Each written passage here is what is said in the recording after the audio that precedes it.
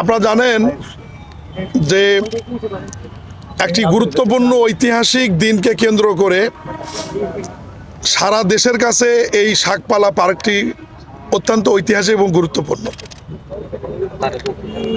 অন্তর্বর্তীকালীন সরকারের প্রধান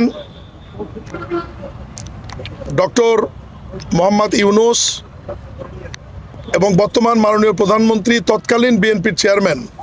জনাব তারেক রহমানের লন্ডনের যে বৈঠক থেকে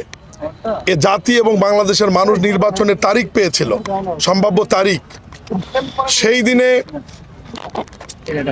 অন্তর্বর্তীকালীন সরকারের সাবেক প্রধান উপদেষ্টা ডক্টর মোহাম্মদ ইউনূস এবং বর্তমান মাননীয় প্রধানমন্ত্রী জনাব তারেক রহমানের কথোপকথনের মধ্যে এই পার্কের বিষয়টি উঠে এসেছিল এবং উনি গল্পের মধ্যে বলেছিলেন যে আমি এরকম হাঁটার জন্য একটি পার্ক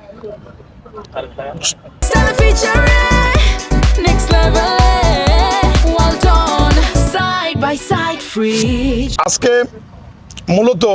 এই ঐতিহাসিক পার্ক পরিদর্শন এবং পরবর্তীতে এটা আমাদের মাননীয় প্রধানমন্ত্রীর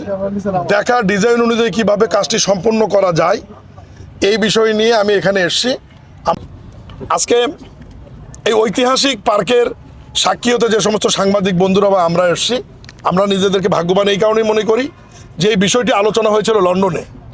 এবং আমাদের মাননীয় প্রধানমন্ত্রী তারেক রহমান বগুড়াবাসী এবং বগুড়াকে হৃদয়ে ধারণ করেন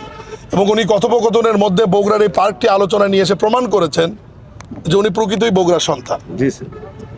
এবং সেই দিক বিবেচনায় এই পার্কটির গুরুত্ব আমাদের কাছে অপরিসীম